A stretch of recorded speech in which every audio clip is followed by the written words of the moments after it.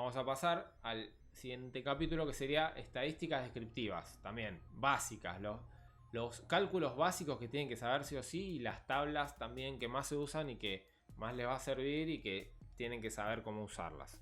Vamos a usar una base de prueba, digamos, de una base que ya está cargada en Stata, que se llama auto, ¿sí? Que pueden abrirla directamente usando el comando sysuse, que no es más que el use, pero adelante se le pone sys para que vaya directamente a la carpeta de raíz que tiene Stata en instalación. No importa esto, nada más es como para acceder a esa base de datos. Entonces todos los ejemplos que voy a hacer ahora lo vamos a hacer con esa base de datos, ¿sí? Que tenía los autos, el precio, ya la vimos. Bueno, el primer comando que vemos de estadísticas descriptivas es el summarize, ¿sí? Que se puede abreviar con sum si quieren. Que lo que hace es resumir una serie de estadísticos o indicadores, como les quieran llamar, ya sea de una o de muchas variables al mismo tiempo, ¿sí? Entonces vamos a ir probando cada uno de los comandos que les voy a comentar. No son mucho igual, pero vamos a ir viendo. Primero voy a abrir esa base, que voy a borrar lo que tengo. Vamos a hacer mucho enter, ahí está. Vamos a hacer sysuse auto.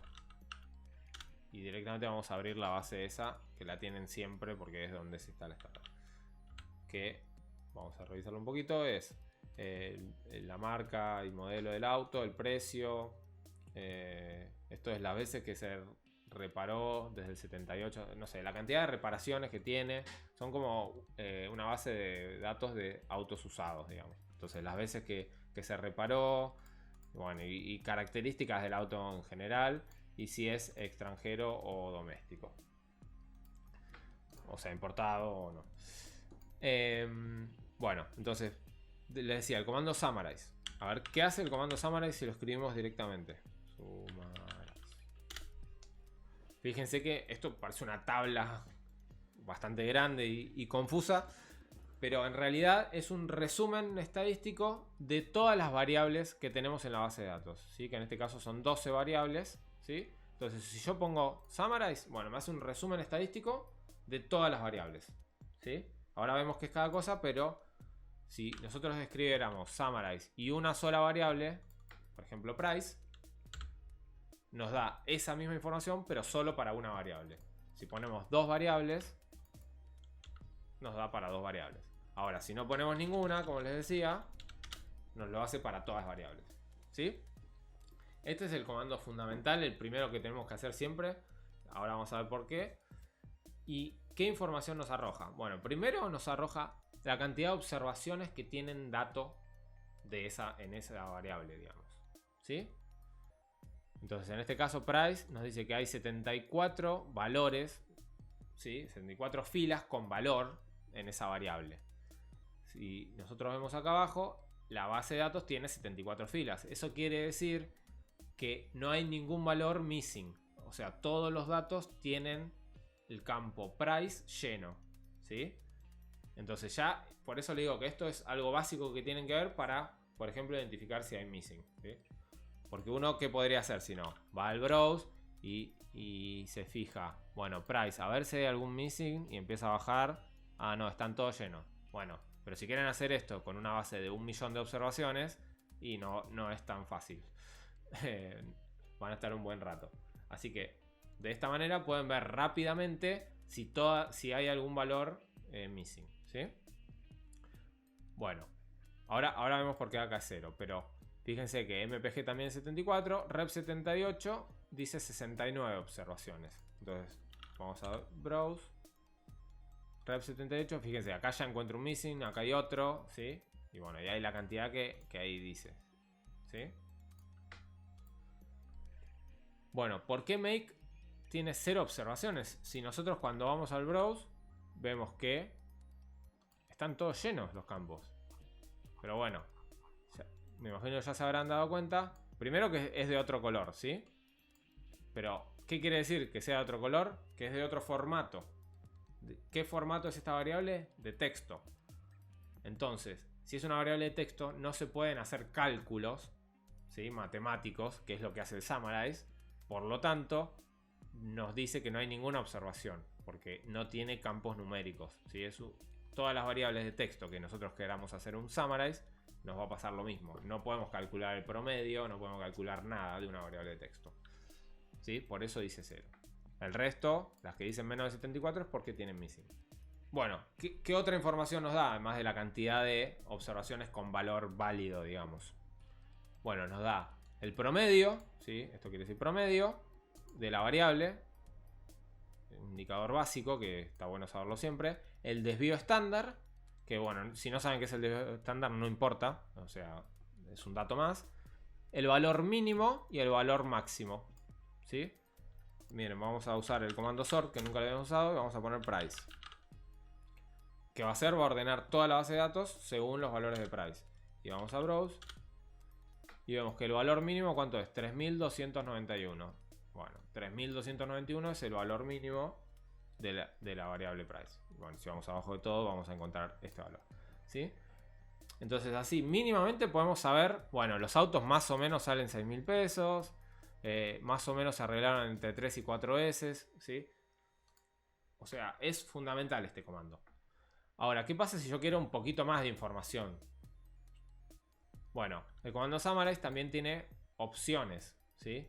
Para dar un poco más de información. De hecho, vamos a ver en el help, que esto es una práctica que les aconsejo siempre. Siempre que usan un comando, antes miren en el help, o antes o bueno, después, si están teniendo problemas, para ver cómo es la sintaxis y las opciones que tienen, ¿sí? Entonces vamos a poner help summarize.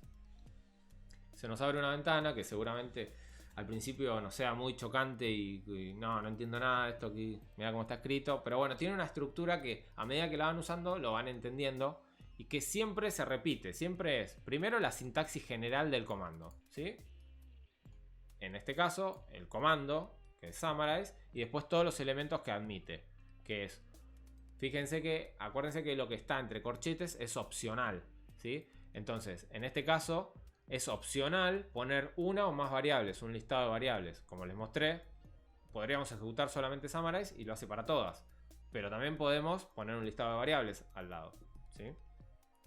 También es opcional o no limitar a un rango de observaciones, que ahora después hacemos algún ejemplo. Esto que eran los ponderadores, que no importa. Y después es opcional agregar opciones.